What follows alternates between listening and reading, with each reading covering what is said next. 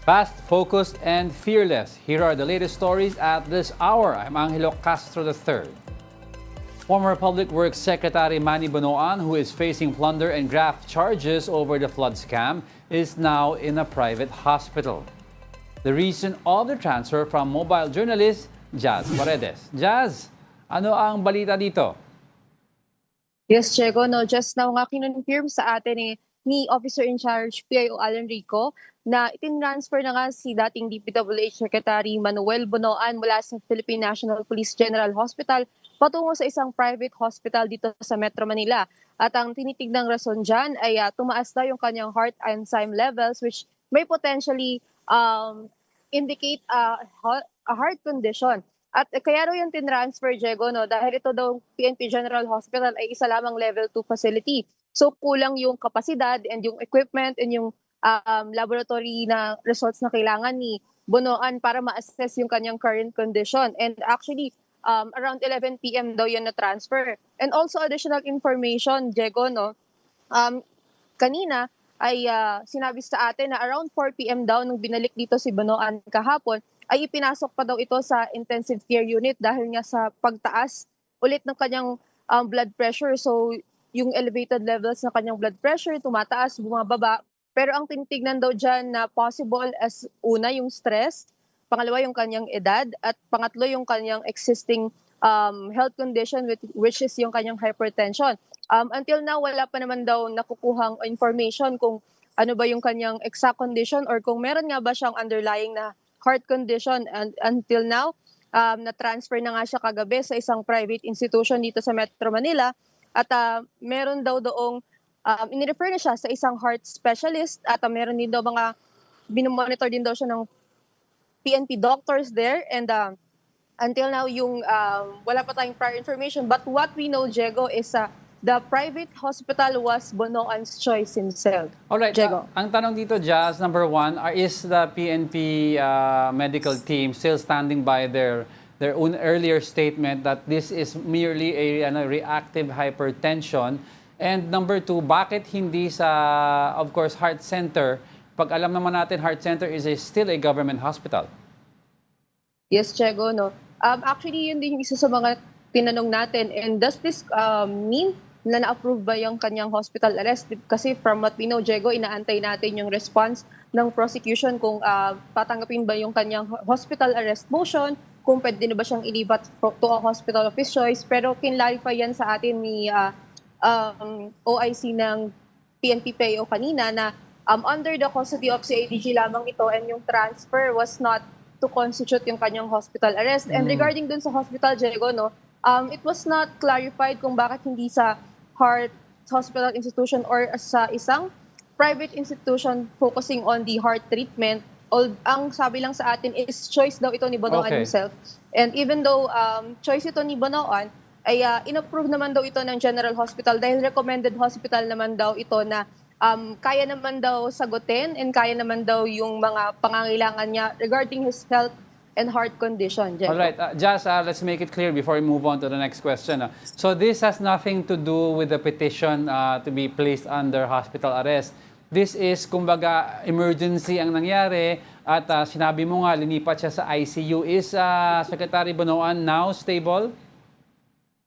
Yes, Diego, you're right. No, this does not mean na yung kanyang hospital arresto. This was just due to his immediate need for emergency medical attention dahil ngayon sa kanyang need for his potential heart condition. And right now daw sa huling inilabas na results from his laboratories and yung kanyang huling assessment, stable naman daw yung kanyang condition and is currently closely monitored din by the CADG personnel. So mataas din yung seguridad doon sa private institution na kung saan siya nakastay ngayon, Diego. Alright, yung about Senator Jingoy Estrada, no, is the CIDG informed nga of his detention status or totally responsibility na siya ng BJMP?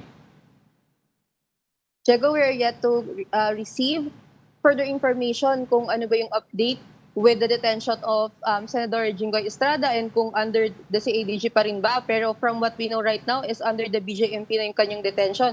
But we will check on that. Hintayin natin yung ilalabas ng CADG na statement with regards to his detention and current situation right now, Diego. All right, thanks for that update, mobile journalist Just Paredes.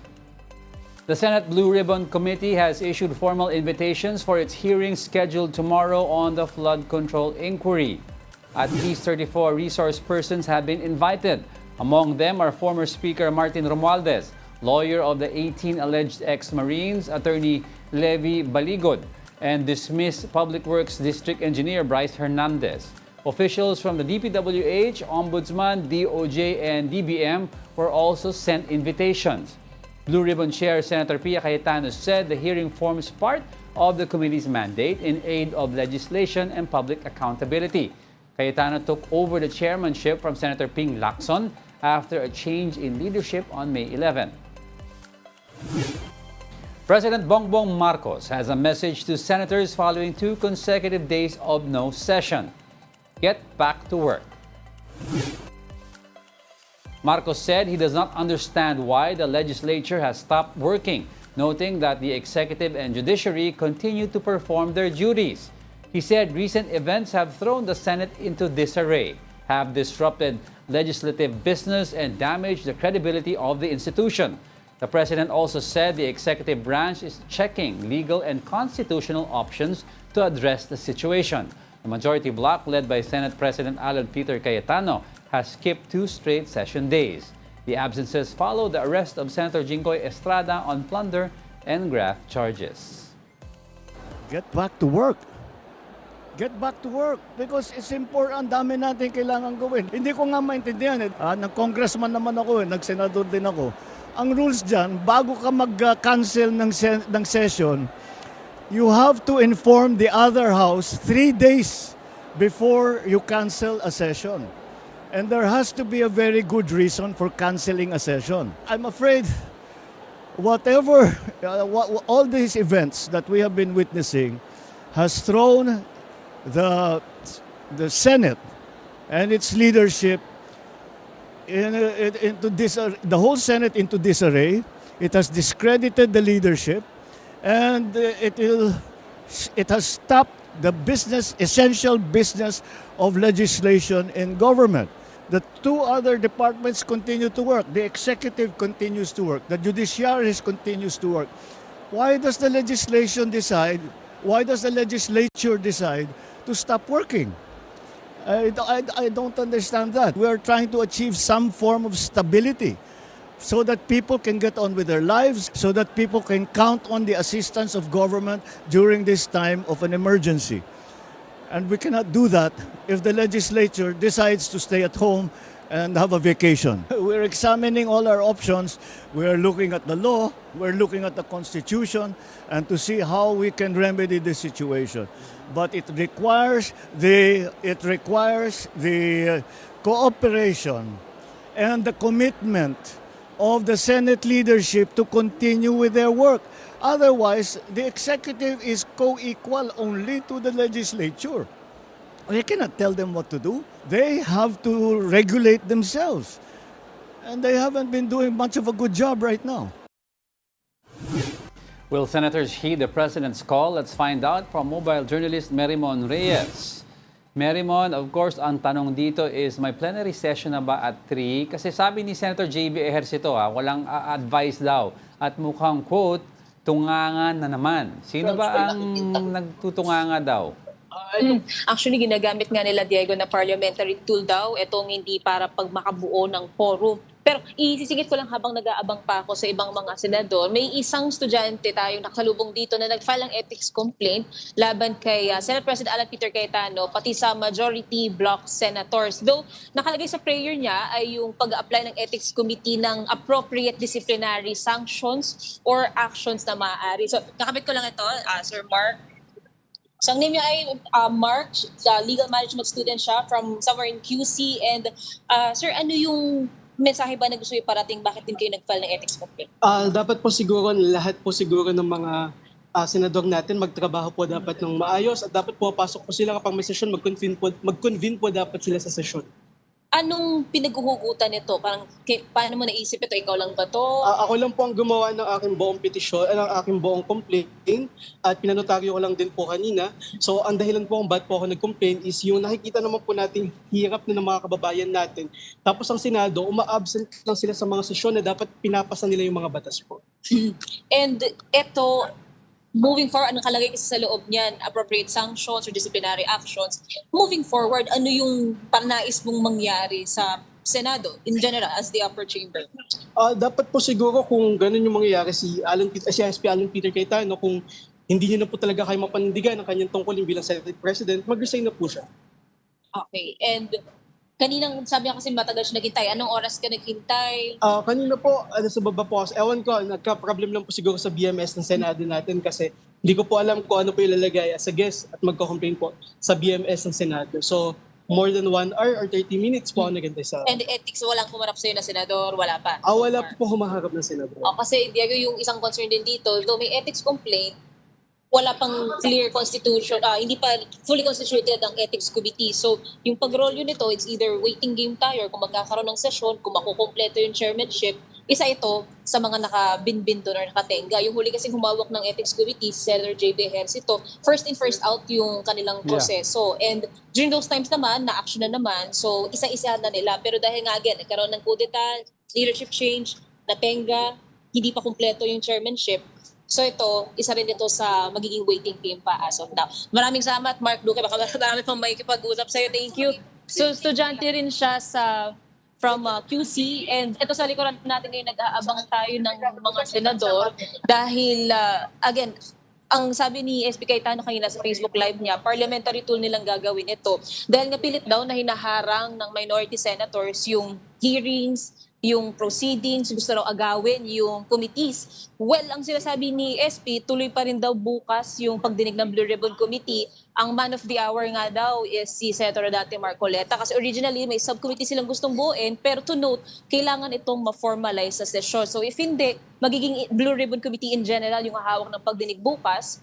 Pero ang question din kasi dito, hindi pa again kompleto ang miyembro ng Blue Ribbon Committee. That's Diego. right. Alright, Merimon, may citing ka ba dyan within the Senate premises of any majority senators? Well, so first, yung Senator Tulfo pa lang itong nakikita natin dito sa likuran ko. Ang kanina kasi naglabas ng mensahe si Senator Aimee Marcos na hindi sila sure kung pupunta ang majority senators. So far nandito, eto, teka, ihaharap ko kayo.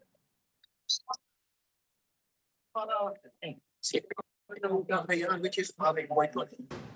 Sa panawagan niyo sa concern ng sa lahat? Panawagan sa lahat ng majority. Pero sa minority, kasi kami sa minority, nagtatrabaho kami, nakita nyo naman, hindi kami nagpupulang. Okay. We're doing everything necessary bilang alam. Sir, tuloy daw yung Blue Ribbon bukas. Legal ba yun? Kasi sabi niyo hindi pa Yes, hindi ako. Kasi hindi ko nalikuplace eh. Pero i-monitor ko yung mga katinapin. Ito ang masama. Kontrolado ang narrative. Kasi sila lang members noon eh. So, since hindi kami member, walang member sa minority, kapag nagsinungaling yung mga resource person nila, hindi namin masite in contempt. Kasi dapat para mag-cite in contempt, pag isang sinungaling resource person, you have to be member number 1. And then the second demotion, dapat member pa rin ito. Yung wala sa amin yun. So kahit na magsinungaling harap-harapan, wala kayong magagawa kasi hindi namin masite in contempt. So therefore, ba't pa kayo mag-contempt? Monitor na lang kami. Sir, anong goal nila? Anong tingin yung goal nila, sir, sa Blue Ribbon? I don't know. Yung business. Sir, yung minority na pinagaling ng favor. Ano sinasadya? They could have come to us. They could have, yan pala sa court, pwede na pag-usapan kung sino ba gusto mag-member. Raise your hand. Wala pong member ng minority. Wala. Tingnan mo sa listahan. Wala. 9. Kasama ng chairperson. So, ex-official, sama natin. So, 12. Wala ba yun? Sir, ano pag-house na hindi ko nag-isipin certificate na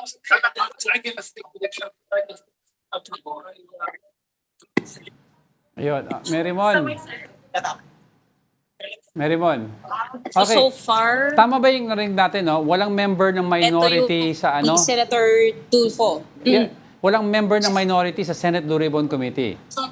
Sa ngayon, wala pa. Okay. Wala pa. So, Sa ngayon? ex-officio members pa lang sa ngayon. Kaya ito yung kine-question nila na nabuo daw on illegalities ang Senate Blue Ribbon Committee. And I actually have a copy here nung notice na binigay. And ang nakita kasi natin dito, ang senator members na nakalista is si Senator Pia Cayetano, Chairperson, Senator Dante Marcoleta, Jigo Estrada, Chairpersons, yung ibang mga miyembro, Senator Chis Escudero, Senator Bongo, Amy Marcos, Robin Padilla, Mark Villar, Senator Camille Villar. Pero may notice na nakuha sila Senator Bam Aquino, Senator Bato de la Rosa, JB Hercito, Risa Ontiveros, Sherwin Gatchalian, Ping Lacson, Lito Lapid, Kiko Pangilinan, Erwin Tulfo, Rafi Tulfo, and Senator Mig Zubiri. Ang ex-officio kasi ng members nito, automatic si Minority Leader, Senator Tito Soto, Yes. Majority Leader, Senator Joel Villanueva, and Pro Tempore, Senator Loren Legarda.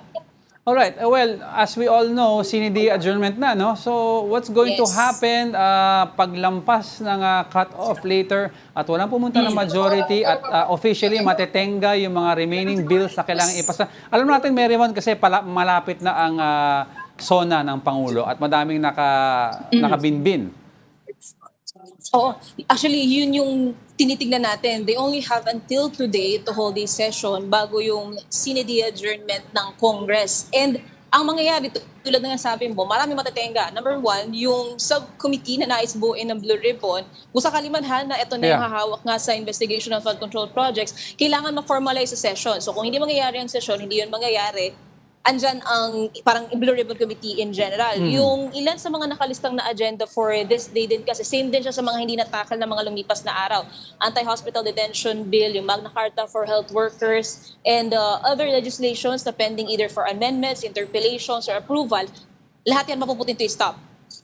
Kanina sa FB livestream ni SP Cayetano, nilinaw niya rin yung reports na umaabot daw, na nakikita niya raw na umaabot sa Malacanang na kesyo hindi raw nagkakaroon ng pag-usad sa LEDAC bills. Pero ilang beses niya raw, hindi raw bababa sa 2 beses niya raw na in-express na handa naman daw ang Senado anytime as long as ready na rin daw yung bills at kung sakali naman daw na meron sa committees daw yung lalabas. So, maling impormasyon daw ang umaabot sa Malacanang. So, we have yung kinorek na yan ni SP Cayetano Cuno doon sa kanyang FB livestream, yung pending na legislations, even yung Philippine citizenship sa mga atleta, parang hindi natin siya nakita na part ng agenda today, pero sinasabi nila babalik na lang daw sila anytime, nakakailanganin sila, hindi naman daw sila mawawalan ng pag-asa dito. Even yung motion ni Senator Dante Marcoleta, yung allowing teleconferencing sa senators to participate remotely or virtually, lahat tenga pa, pause pa siya. So, ganun medyo kalaki yung impact niya.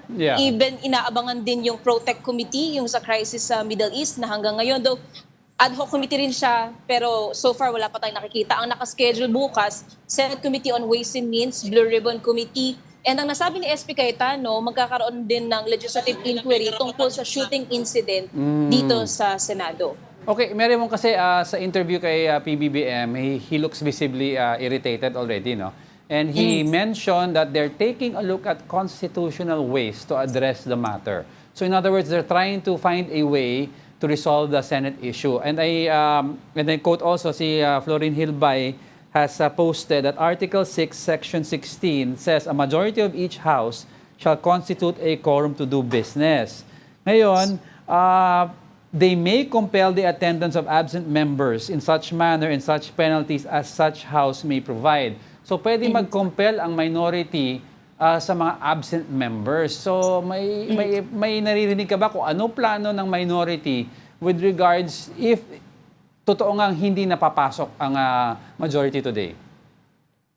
Angelo, ang sabi ni Senator Kiko Pangilinan kahapon, nung pagkatapos sila magsalita ng unified statement nila, is they will be exhausting all legal remedies available or possible. Ang tinanong ko sa kanya, kasama ba dito yung pagpa-file ng ethics complaint or yung pagdulog sa Supreme Court? Just in case lang, sabi niya hindi pa raw napapag-usapan in finality, pero ito raw ay possibly part nga ng legal remedies. Kaninang umaga naman, naglabas din ng pahayag si Senator Ping Lacson na sinasabi, disciplinary mechanism ang Senate Ethics Committee. So maaaring kahit na sinong citizen or kahit na sinong taxpayer daw ng bansa, maaaring mag-file ng complaint laban dito sa mga senador. And to note, kanina si Mark Duque, isa na siya sa nag-file ng ethics complaint laban dito sa mga senador. So wala pang nagiging final say, wala pang nagiging final call on their end kung ano na ba yung next move nila forward. Pero ang malinaw is, ngayong araw na ito, papasok daw sila, which is what's happening currently na naghihintay na sila sa loob. And we'll just wait and see kung magkakaroon na ba ng notice from the leadership na hindi ba matutuloy or malilate lang ba sila or Okay. We'll see as time goes by. Meron mo, klaruhin ko lang, no, kasi hindi pa fully constituted ang Ethics Yes. Committee. But sino ba ang standing committee chairman nito? Is it still, I think, Senator JV or wala na siya or parang wala ng leadership ngayon? Kasi nung nagkaroon ng leadership change, naging Vacant vacant lahat. lahat. Okay. So, since hindi rin naman part ng majority si Senator JV, so dapat nga independent siya. Pero Yes. nilinaw niya na nung later on na sa minority siya maa-align. So technically, binitiwan niya itong committee. Kaya nakatenga pa itong ethics and that includes yung iba pang mga kinakailangan ng hearing. Medyo na-put din into hold itong mga pending complaints. Alright, nag-FB Live ulit si SP Alan Peter Cayetano, no? Pero ang prayer request niya ay para sa Blue Ribbon Committee hearing daw bukas. So, Yes. nagparamdam na ba ang any members of the minority? And we heard Senator Tulfo kanina na sasama sa Blue Ribbon na hearing tomorrow. Ano ang tugon ng minority? So far, wala pa talaga. Actually, ang question din ng ilang mga minority senators, sila Senator Tulfo, is yung pagkakabuo ng Blue Ribbon Committee na hindi pa kompleto. Kasi supposedly 17 members ito, including na minority and majority senators plus ex-officio members. Pero yung minority senators nga wala pang na-elect or na ilalagay na miyembro. Kaya on the technical side, ito yung titignan natin kung paano siya gugulong, paano mangyayari yung hearing bukas. Pero may notice naman sa iba't ibang opisina ng mga senador, including senators from the minority. So, we'll see. And usually, kung meron point of contentions tungkol sa ganyan, sa plenary session din siya maaaring erase. Pero dahil nga, sa nakikita natin ngayon, hindi pa nakukumpleto ang bilang para makabuo ng quorum or makapag-convene ang Senado bilang plenaryo or call it into session. Waiting game ulit tayo. Okay, for the record, before I let you go, kompleto ang minority today. Actually, Diego, susubukin ko lang sumilip sa loob. Because we have a live feed right now. Yeah, okay. Kompleto daw, Marymon. Kompleto daw sila. Ang tanong ko before I let you go is about the mga bulong-bulungan about 2 or 3 possible senators na gusto na magtrabaho at possible na ma-flip and join the minority. Oo. Si Senator Raffy Tulfo ang nagsalita tungkol dyan na may posibleng araw na dalawa na senador from the majority na either may feeling of disgust o hindi raw satisfied o hindi natutuwa sa nangyayari sa Senado lalo na kapag nakakaroon daw ng gulo sa loob. Pero walang minimension again na name si Senator Tulfo, so maghihintay pa rin talaga tayo kung sino ang maglilipat bakod. Alright. Sige. Marymon, just keep us updated sa mga kaganapan dyan sa Senado. But for now, thank you very much for that report, mobile journalist Marymon Reyes. Alright, those are the latest news at this hour. I'm Angelo Castro III. At this point, we take you back to the Senate as we all wait whether or not a plenary session will resume.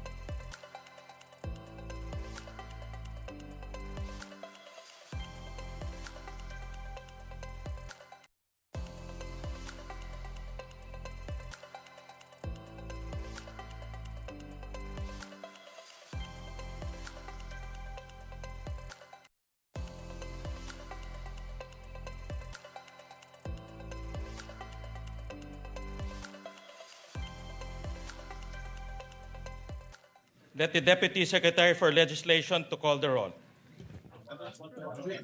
Mavic, the Deputy Let it be put on record that the Secretary refused to call the roll. Let the Deputy Secretary for Legislation to call the roll.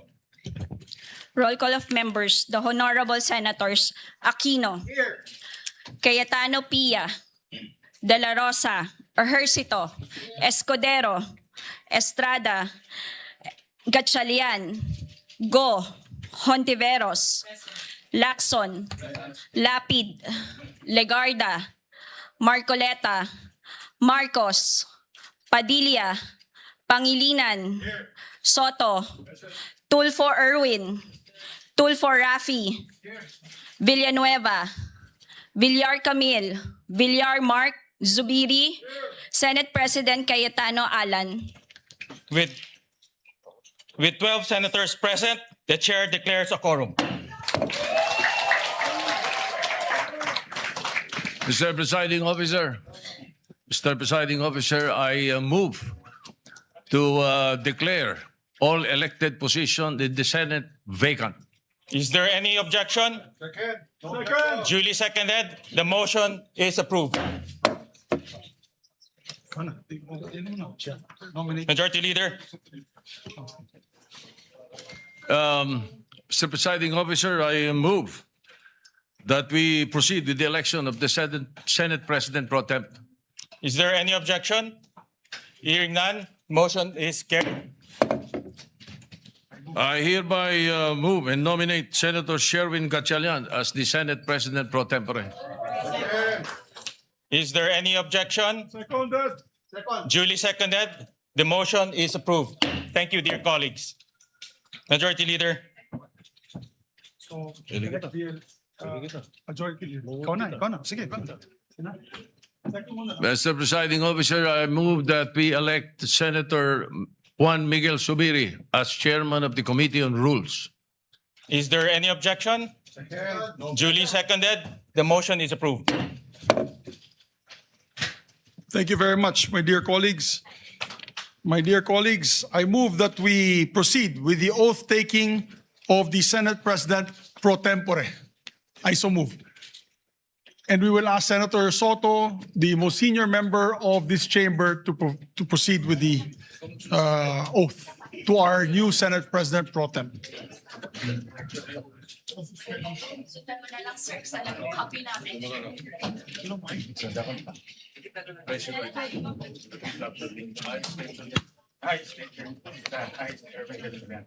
Having been elected to this position of Senate President Pro Tempore, do hereby solemnly swear that I will well and faithfully discharge to the best of my ability the duties of my present position and of all others I may hereafter hold under the Republic of the Philippines, that I will support and defend the Constitution of the Philippines, that I will obey the laws, legal orders, and decrees promulgated by the duly constituted authorities, and maintain true faith and allegiance to the Republic of the Philippines, and that I impose this obligation upon myself all the time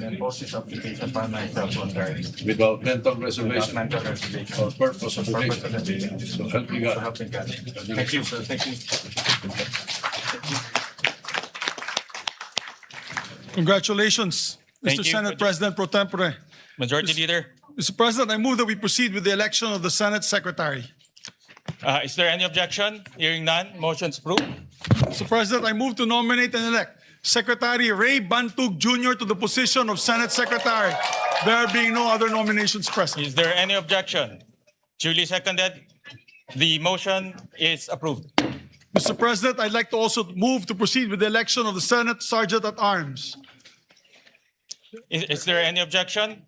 Hearing none, motion is carried. Mr. President, I move to nominate and elect Police Major General Alfredo Soto Corpus to the position of Sergeant at Arms, there being no other nomination. Is there any objection? Hearing none, motion is carried. Mr. President, I move that we give their oaths of office together.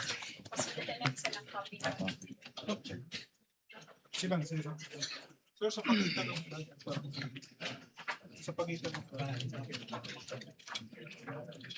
I state your name. I, Having been elected having been to elected the position of, to the position of do Secretary hereby solemnly swear do hereby solemnly swear that I will well and faithfully discharge that I will well and faithfully discharge to the best of my ability to the best of my the ability duties of my present position duties of my present and position of all others I may hereafter oath and all others I may hereafter do under the Republic of the Philippines. under the Republic of the I will Philippines, support and defend the Constitution of the Philippines. support and defend the Constitution of the Republic of the Philippines, That I will obey the laws, legal orders, and decrees that I will obey the laws, orders, and legal decrees promulgated by the duly constituted authority promulgated by the duly constituted and maintain authorities true faith and allegiance and maintain true faith and allegiance to the Republic of the Philippines. to the Republic of the And Philippines, that I impose this obligation upon myself voluntarily, and that I impose this obligation upon myself voluntarily without mental reservation without mental or purpose of reservation evasion. or purpose of So help me God. So help me God. Congratulations, gentlemen. Congratulations.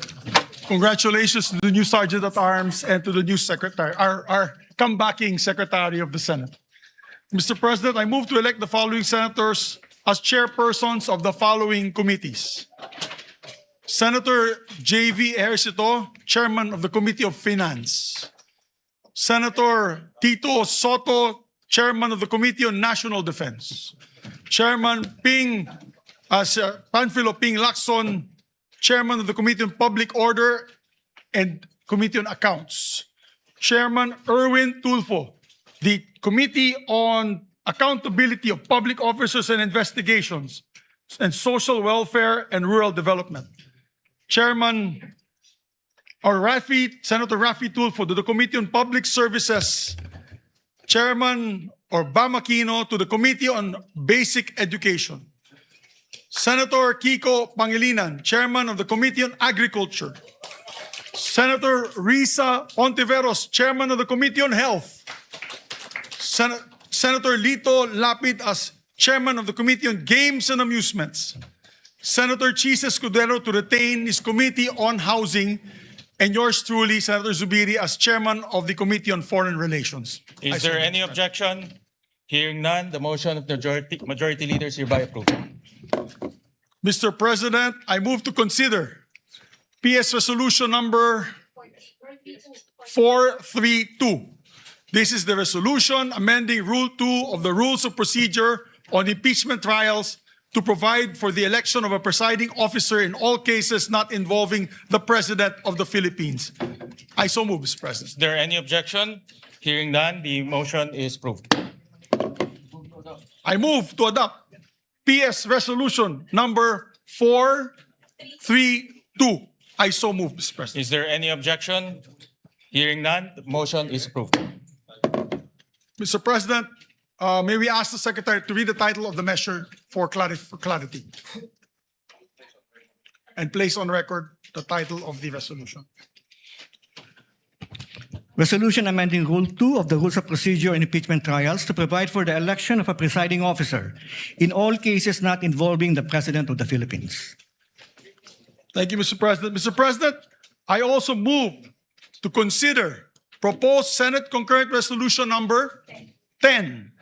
The Secretary is directed to read only the title of the resolution without prejudice of inserting the full text thereof. Concurrent resolution providing for the adjournment sine die of the first regular session of the 20th Congress of the Philippines not later than 12 o'clock midnight today, June 3, 2026. Mr. President, I move to adopt Senate Concurrent Resolution number 10. Is there any objection? Hearing none, motion is carried. Mr. President, in conformity with the Senate Concurrent Resolution that we have just adopted, I move that the Committee on the Senate provided therein be composed of Senators J.V. Ejercito, Francis Pangilinan, and Rafi Tulfo. I so move, Mr. President. Is there any objection? The chair hears none. The motion is approved. Senators J.V. Arcito, Francis Pangilinan, Rafi Tulfo, and shall compose the Committee of the Senate to inform the President of the Republic of the Philippines that the first regular session of the 20th Congress is ready to adjourn sine die.